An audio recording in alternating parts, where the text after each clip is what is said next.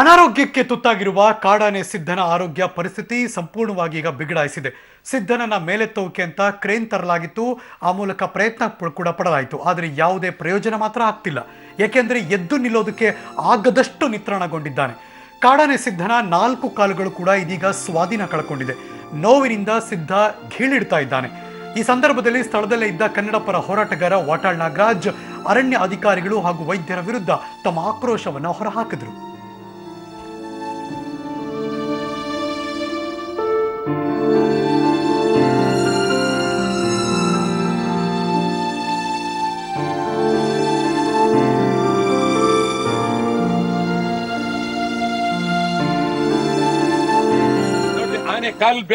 ಕಾಲು ಕೈ ಹೆಂಗಿರ್ಬೇಕು ಅಂತ ಲಿಫ್ಟ್ ಮಾಡಿದ್ರೆ ಇದೊಂಥರ ನೇಣಿಗಾಗ್ತಂಗಿದೆ. ಸರಿ ಇಲ್ಲ ಡಾಕ್ಟ್ರೆ, ದಯವಿಟ್ಟು ಬೆಳಿಗ್ಗೆ ಬಿಚ್ಬಿಟ್ಟು ಬೇರೆ ಇಮ್ಮಿಡಿಯೇಟ್ ಆಗಿ ನೀವು ಸಾಯಂಕಾಲದಾಗ ತರಿಸಿ. ನಾನು ಯಾರಿಗೆ ಹೇಳ್ಬೇಕು ಹೇಳ್ರಿ, ಹೇಳ್ತೀನಿ. ಈಗ ಇನ್ನು ಹೆಚ್ಚಾಗಿ ಕ್ರೇನ್ ಬೇಕಂದ್ರೆ ನೋಡಿ, ಬೆಲ್ಟ್ಗಳು 6-7 ಬೆಲ್ಟ್ ಬೇಕು. ಕಾಲು ಕೈ ಎಲ್ಲ ಕಡೆ ಬೆಲ್ಟ್ ಹಾಕ್ಬೇಕು. ಮಿನಿಮಮ್ 2-3 ಟ್ರೈನ್ ಇಲ್ಲ, 3 ಬೆಲ್ಟ್ಗೆ. ಒಂದ್ ನಿಮಿಷ ಹೋಗ್ತಾ ಇಲ್ಲ ಅದಲ್ರಿ. ಈಗ ಒಂದ್ ನಿಮ್ ಜವಾಬ್ದಾರಿ ಏನ್ ಗೊತ್ತಾ? ಅದಕ್ಕೇನು ತೊಂದರೆ ಆಗದೆ ಕೆಳಗೆ ಜಾರದೆ ಅದ ರೀತಿ ಏನಾಗಬೇಕು ಅದನ್ನ ನೀವು ಮಾಡಿ. ಯಾರಿಗೆ ಹೇಳ್ಬೇಕು ಹೇಳಿ, ನಾನು ಹೇಳ್ತೀನಿ. ಎಸ್, ಇದ್ರ ಬಗ್ಗೆ ಮತ್ತಷ್ಟು ಮಾಹಿತಿ ನನ್ನ ಸಹೋದ್ಯೋಗಿ ಹನುಮಂತು ದೂರವಾಣಿ ಸಂಪರ್ಕದಲ್ಲಿದ್ದಾರೆ. ಹನುಮಂತು, ನಮಸ್ಕಾರ. ಯಾರೇ ಇದನ್ನ ನೋಡ್ಲಿ ಒಂದ್ ಕ್ಷಣ ಅಯ್ಯೋ ಅನಿಸ್ಬಿಡುತ್ತೆ ಹನುಮಂತು. ಆ ಬೆಲ್ಟ್ ಹಾಕಿದ್ದಾರೆ, 4 ಬೆಲ್ಟು, ಅದು ಜಾರಿ ಕುತ್ತಿಗೆ ತನಕ ಬಂದ್ಬಿಟ್ಟಿದೆ. ವಾಟಾಳ್ ನಾಗರಾಜ್ ಹೇಳ್ತಿದ್ರು ಒಳ್ಳೆ ನೇಣ್ ಹಾಕ್ತಂಗಿದೆ. ಆ ತರದ್ದು ಒಂದ್ ರೀತಿ ಚಿತ್ರಹಿಂಸೆ ಅಂತ ಅನಿಸ್ತಾ ಇದೆ ಹನುಮಂತು. ಹೌದು ಹರೀಶ್, ಏನಿದು ವಾಟ್ಸ್ ಪ್ಲಾನ್ ಏನಾಗಿದ್ರೆ ಏನಾಗುತ್ತೆ ಈಗ?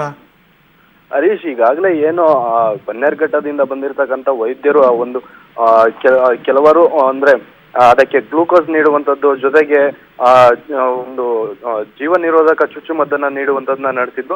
ಬಳಿಕದಲ್ಲಿ ಏನು ನಿನ್ನೆಯಿಂದಲೂ ಕೂಡ ಅದು ಒಂದು ಕಡೆ ಬಿದ್ದಿರೋದ್ರಿಂದ ಅದನ್ನ ಬೇರೆಡೆ ಶಿಫ್ಟ್ ಮಾಡುವಂತದ್ದು, ಅದನ್ನ ಎತ್ತಿ ನಿಲ್ಲಿಸುವಂತ ಪ್ರಯತ್ನಕ್ಕೆ ಮುಂದಾಗಿದ್ರು.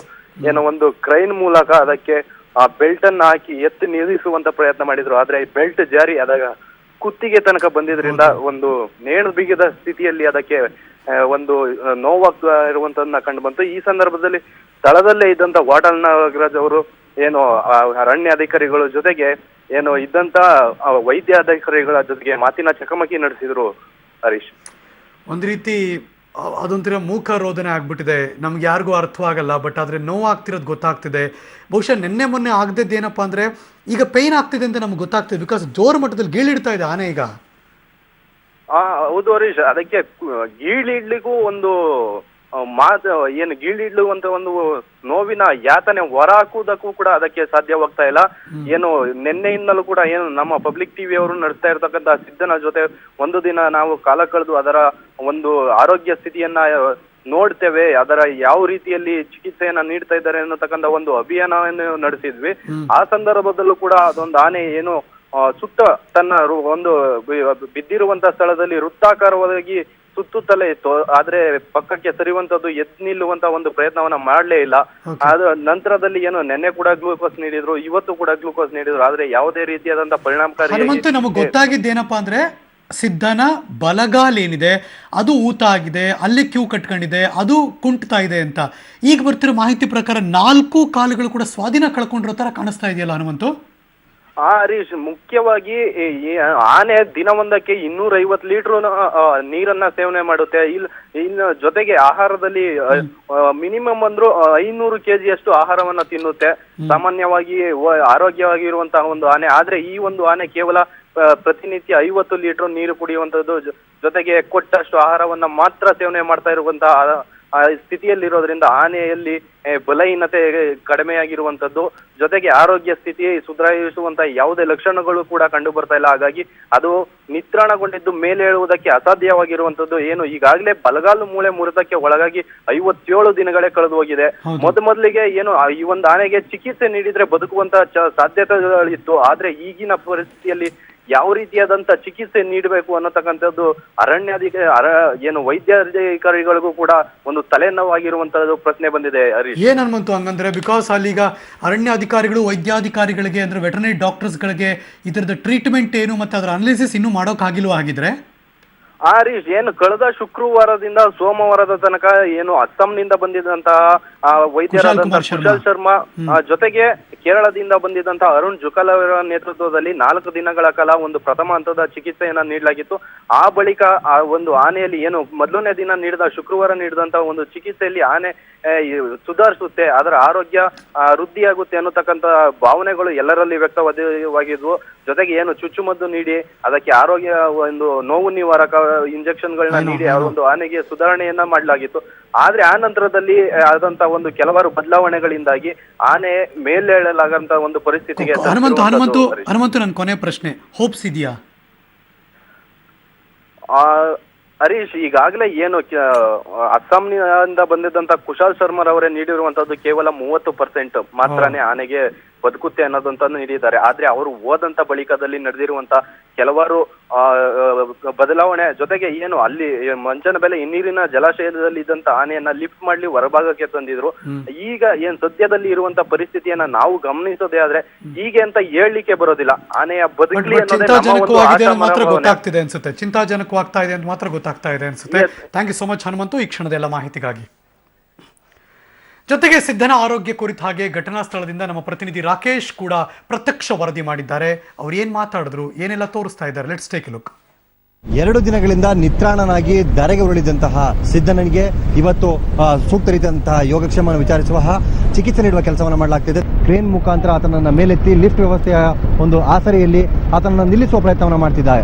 ಈಗಾಗಲೇ ಚಿಕಿತ್ಸೆಗೆ ಸ್ಪಂದಿಸಿರುವಂತಹ ಸಿದ್ಧ ಈಗ ಯಾವ ರೀತಿ ಬದಲಾವಣೆಯನ್ನು ಮಾಡಿಕೊಂಡಿದ್ದಾನೆ, ಆತನಿಗೆ ಎದ್ದು ನಿಲ್ಲುವಂತಹ ಶಕ್ತಿ ಇದೆಯೋ ಅಥವಾ ಬದಲಾದ ವಾತಾವರಣದಿಂದಾಗಿ ಆತನಿಗೆ ಯಾವುದೇ ರೀತಿಯಾದಂತಹ ಸಹಕಾರಗಳಾಗಲಿದೆಯೋ, ಆತ ನಿಲ್ಲುವಂತಹ ಶಕ್ತಿಯನ್ನು ಹೊಂದಿದ್ದಾನೆ ಅನ್ನೋದನ್ನು ಪರಿಶೀಲನೆ ಮಾಡುವ ಸಲುವಾಗಿ ಆತನನ್ನು ಲಿಫ್ಟ್ ವ್ಯವಸ್ಥೆಯ ಮುಖಾಂತರ ನಿಲ್ಲಿಸುವ ಪ್ರಯತ್ನವನ್ನು ಮಾಡಲಾಗ್ತಿದೆ. ಆ ಸುಸ್ತಿನಲ್ಲೂ ಕೂಡ ತನ್ನೆಲ್ಲ ಶಕ್ತಿಯನ್ನು ಬಳಸಿ ಆತ ಮೇಲೇಳೋದಕ್ಕೆ ಪ್ರಯತ್ನವನ್ನು ಕೂಡ ಮಾಡ್ತಿದ್ದಾನೆ. ಆ ನಡುವೆ ಆತ ಹಾಕಿರುವಂತಹ ಬೆಲ್ಟ್ಗಳನ್ನು ದೂರ ಸರಿಸುವಂತಹ ಕ್ರೇನ್ಗೆ ವಿರುದ್ಧ ದಿಕ್ಕಿನಲ್ಲಿ ಸಾಗಿ, ಅಂದರೆ ಕ್ರೇನ್ ಶಬ್ದದಿಂದ ವಿಚಲಿತರಾಗಿರುವಂತಹ ಆತ ಅದನ್ನು ತಳ್ಳುವ ಪ್ರಯತ್ನವನ್ನು ಕೂಡ ಮಾಡೋದಕ್ಕೆ ಕಾಣ್ತಾ ಇದೆ. ಒಂದು ಕಡೆ ಈಗಷ್ಟೇ ಚಿಕಿತ್ಸೆ ನೀಡಿರುವುದರಿಂದಾಗಿ ಆತನಿಗೆ ಮದ್ದಿನ ಅಂಶ ಆತನ ಮೈಯಲ್ಲಿ ಸೇರಿರುವುದರಿಂದಾಗಿ ಸಾಕಷ್ಟು ಬಲ ಇಲ್ಲದಿದ್ದರೂ ಕೂಡ ಆತನ ವಿಲ್ ಪವರ್ನಿಂದಾಗಿ ಒಳಗಿನ ಶಕ್ತಿಯಿಂದ ಆತ ಮೇಲೇಳುವ ಪ್ರಯತ್ನವನ್ನು ಮಾಡ್ತಿದ್ದಾನೆ. ನಿತ್ರಾಣಗೊಂಡಿದ್ದಂತಹ ಸಿದ್ಧ ನಿಧಾನವಾಗಿ ತನ್ನ ದೇಹ ಚಲನೆಯನ್ನ ಹಾಗೆ ಮಲಗಿದ್ದ ಭಂಗಿಯನ್ನು ಬದಲಿಸುವಂತಹ ಪ್ರಕ್ರಿಯೆಗಳನ್ನು ಕಾಣ್ತಿರುವಂಥದ್ದು. ಪ್ರಯತ್ನ ಫಲವಾದ ಭಾಗವಾಗಿ ಈಗ ಸಿದ್ಧನನ್ನ ಮೇಲೆತ್ತುವಂತಹ ಅಂಶ ಯಶಸ್ವಿಯಾಗಿ ಕಾಣ್ತಿರುವಂಥದ್ದು. ಎದ್ದು ನಿಲ್ಲುವಕ್ಕೆ ಆತ ಸಾಕಷ್ಟು ಪ್ರಯತ್ನವನ್ನು ಪಡ್ತಿದ್ದಾನೆ. ಹಾಗೆ ಲಿಫ್ಟ್ ಮುಖಾಂತರದಲ್ಲಿ ಎತ್ತುತ್ತಿರುವುದರಲ್ಲಿ ಕೊಂಚವೇ ಹ್ಯಾಂಗಿಂಗ್ ಮುಖಾಂತರವಾಗಿದ್ದಂಥದ್ದು ಲಿಫ್ಟ್ ಜಾರಿದ ಪರಿಣಾಮವಾಗಿ ಆತ ಅಲ್ಲಿನಿಂದ ತನ್ನ ಅಂದರೆ ತೇಲಾಡುವಂತಹ ಪರಿಸ್ಥಿತಿಗೆ ಬಂದು ನಿಂತಿದ್ದಾನೆ. ಈ ನಿಟ್ಟಿನಲ್ಲಿ ಎಷ್ಟರ ಮಟ್ಟಿಗೆ ಯಶಸ್ವಿ ಆಗ್ತದೆ ಅನ್ನುವಂಥದ್ದನ್ನು ಕಾದು ನೋಡಬೇಕಾಗ್ತಿರುವಂಥದ್ದು. ಆದರೆ ಲಿಫ್ಟ್ನ ತುದಿ ಭಾಗದಲ್ಲಿರುವಂತಹ ಹುಕ್ಕನ್ನು ಬಳಸಿ ಮೇಲೇಳುವಂಥ ಪ್ರಯತ್ನ ನಡೀತಿದ್ರು ಕೂಡ ಆತನಿಗೆ ನಿಲ್ಲುವಷ್ಟು ಶಕ್ತಿ ಇಲ್ಲ ಅನ್ನುವಂಥದ್ದು ಈ ಎಲ್ಲ ಬೆಳವಣಿಗೆಗಳಿಂದ ಕಂಡು ಬರ್ತಿರುವಂಥದ್ದು. ಹೀಗಾಗಿ ಈ ಒಂದು ಪ್ರಯತ್ನದಲ್ಲಿ ಇಲಾಖೆ ಹಾಗೂ ವೈದ್ಯರ ಈ ಒಂದು ಯಶಸ್ಸು ಪ್ರಯತ್ನ ಎಷ್ಟರ ಮಟ್ಟಿಗೆ ಸಫಲವಾಗ್ತದೆ ಅನ್ನುವಂಥದ್ದು. ಯಾಕೆಂದರೆ ಬಹುತೇಕ ನಿತ್ರಾಣಗೊಂಡಿರುವಂತಹ ಸಿದ್ಧನ ಈಗಿನ ಮುಖಚರ್ಯನ್ನು, ಆತನ ದೇಹ ಪರಿಸ್ಥಿತಿಯನ್ನು ಗಮನಿಸಿದರೆ ನಿಲ್ಲುವುದಕ್ಕೂ ಅಸಾಧ್ಯ ಎನ್ನುವಂತಹ ಪರಿಸ್ಥಿತಿಯನ್ನು ತಲುಪಿದ್ದಾನೆ. ಆದರೂ ಆತನಲ್ಲಿ ಒಡಗಿರುವಂತಹ ರೋಷ ಆತನನ್ನು ಇನ್ನಷ್ಟು ವ್ಯಗ್ರನಾಗಿಸ್ತಾ ಇದೆ. ಈ ಎಲ್ಲ ಪ್ರಕ್ರಿಯೆಗಳು ಬಳಲಿರುವ ಆತನನ್ನು ಮತ್ತಷ್ಟು ತೊಂದರೆಗೆ ಸಿಲುಕಿಸುವಂತಹ ಅಥವಾ ಆತನಿಗೆ ನೋವುನುಂಟು ಮಾಡುವಂತಹ ಪ್ರಕ್ರಿಯೆಯ ಭಾಗವಾಗಿ ಕಾಣ್ತಿರುವಂಥದ್ದು, ಭಾಸವಾಗ್ತಿರುವಂಥದ್ದು. ಕ್ರೇನ್ ಮುಖಾಂತರವಾಗಿ ಎತ್ತಿರುವಂತಹ ಈ ಪ್ರಯತ್ನದಲ್ಲಿ ಸಿದ್ಧ ಅರ್ಧ ಪ್ರಜ್ಞಾವಸ್ಥೆಯಲ್ಲಿ ತಲುಪಿರುವ ಹಾಗೆ ಕಾಣ್ತಿದ್ದಾನೆ. ಇನ್ನೊಂದು ಕಡೆ ಆತನ ಕಾಲಿನಲ್ಲಿ ಶಕ್ತಿ ಇಲ್ಲದಿರುವುದರಿಂದಾಗಿ ಆತ ನಿಲ್ಲುವುದಕ್ಕೂ ಪರದಾಡುವಂತಹ ಸನ್ನಿವೇಶ ಎದುರಾಗಿರುವಂಥದ್ದು. ಎಲ್ಲವನ್ನ ಗಮನಿಸಿ ಒಟ್ಟಾರೆ ನೋಡೋದಾದ್ರೆ ಸಿದ್ಧನ ಪರಿಸ್ಥಿತಿ ನಿಜಕ್ಕೂ ದಯನೀಯ ಪರಿಸ್ಥಿತಿಯತ್ತ ಆತ ತಲುಪಿದ್ದಾನೆ ಎನ್ನುವಂಥದ್ದು. ತಾವು ಇದುವರೆಗೆ ನೋಡಿದಂಥದ್ದು ಸಿದ್ಧನನ್ನ ಏರ್ ಲಿಫ್ಟ್ ವ್ಯವಸ್ಥೆ ಮುಖಾಂತರ ಅಂದರೆ ಬೆಲ್ಟ್ಗಳ ಮುಖಾಂತರದಲ್ಲಿ ಆತನನ್ನ ಮೇಲಕ್ಕೆತ್ತಿ ನಿಲ್ಲಿಸಿ ಆತನ ಕಾಲ ಮೇಲೆ ನಿಲ್ಲಿಸುವಂಥ ಒಂದು ಪ್ರಯತ್ನವನ್ನು ಮಾಡಲಾಯಿತು. ಆದರೆ ಆ ಪ್ರಯತ್ನ ವಿಫಲವಾಗಿದೆ. ಹೀಗಾಗಿ ಸಿದ್ಧನ ಪರಿಸ್ಥಿತಿ ಮತ್ತಷ್ಟು ಬಿಗಡಾಯಿಸುವಂಥ ಸಾಧ್ಯತೆಗಳಿದೆ. ಜೊತೆಗೆ ಆತ ನಿತ್ರಾಣನಾಗಿರೋದ್ರಿಂದ ಈ ಎಲ್ಲ ಔಷಧೋಪಚಾರಗಳನ್ನು ಭರಿಸುವಂಥ ಶಕ್ತಿಯನ್ನು ಕೂಡ ಕಳೆದುಕೊಳ್ತಿದ್ದಾನೆ. ಹೀಗಾಗಿ ಮತ್ತೆ ಸಿದ್ಧನ ವಿಚಾರದಲ್ಲಿ ಆತಂಕ ಇನ್ನಷ್ಟು ಮನೆ ಮೂಡುವಂತಹ ಸಾಧ್ಯತೆಗಳು ದಟ್ಟವಾಗ್ತಾ ಇದೆ. ಕ್ಯಾಮರಾಮನ್ ಹೇಮಂತ್ ಜೊತೆ ರಾಕೇಶ್, ಪಬ್ಲಿಕ್ ಟಿವಿ, ಅವೇರಹಳ್ಳಿ. ಉಕ್ಕಿನ ಸೇತುವೆ ನಿರ್ಮಾಣ ಪ್ರಶ್ನಿಸಿ ನಮ್ಮ ಬೆಂಗಳೂರು ಫೌಂಡೇಶನ್ ಸಲ್ಲಿಸಿದ ಅರ್ಜಿ ವಿಚಾರಣೆ ನಡೆಸಿರುವ ಹೈಕೋರ್ಟ್ ದ್ವಿಸದಸ್ಯ ಪೀಠ ಯೋಜನೆಗೆ ಮಧ್ಯಂತರ ತಡೆ ನೀಡುವುದಕ್ಕೆ ನಿರಾಕರಿಸಿದೆ. ಅಲ್ಲದೆ ಯೋಜನೆ ಮುಂದುವರಿಸುವಂತೆ ಸರ್ಕಾರಕ್ಕೆ ಮೌಖಿಕ ಸೂಚನೆ ಕೊಟ್ಟಿದೆ. ಇನ್ನು ವಾಹನ ಸವಾರರು ಈ ಸುದ್ದಿಯನ್ನ ಮಿಸ್ ಮಾಡ್ಕೊಳ್ಳದೆ ನೋಡಿ, ಯಾಕೆಂತಂದ್ರೆ ಪೆಟ್ರೋಲ್ ಮತ್ತು ಡೀಸೆಲ್ ಪರದಾಟ ಸದ್ಯದಲ್ಲೇ ಶುರುವಾಗ್ತಾ ಇರತಕ್ಕಂಥ ಸ್ಟೋರಿ ಇದು. ಪೆಟ್ರೋಲ್ ಮತ್ತು ಡೀಸೆಲ್ಗೆ ಸದ್ಯದಲ್ಲೇ ಪರದಾಟ ಶುರುವಾಗುತ್ತೆ. ಹುಷಾರ್, ನವೆಂಬರ್ 5ರ ಬಳಿಕ ಸಂಜೆ 6 ಗಂಟೆ ನಂತರ ಪೆಟ್ರೋಲ್ ಮತ್ತು ಡೀಸೆಲ್ ಸಿಗಲ್ಲ.